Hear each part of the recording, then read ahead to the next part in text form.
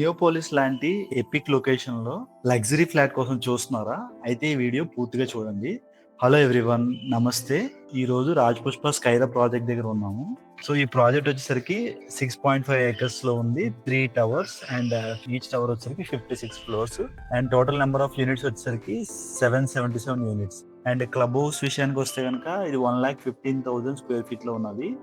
G+6 ఫ్లోర్స్‌లో ఈ club house construct చేశారండి.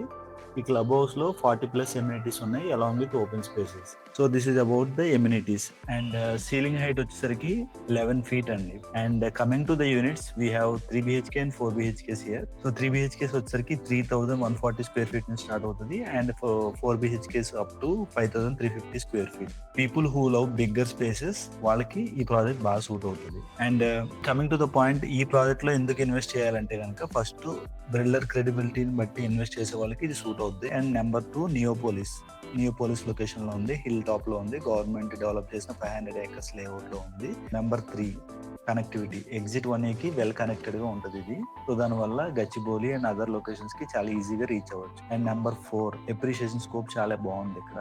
ఎందుకంటే ఇప్పుడు around 11 to 12,000 per square feet ఇక్కడ బేస్ ప్రైస్ ఉన్నది. సో ఈ ప్రైస్ లో ఎంటర్ అయితే కనుక up to 20,000 per square feet appreciate అయ్యే స్కోప్ ఉన్నది. If you need any professional help in buying property in Hyderabad, please reach us. Thank you for watching.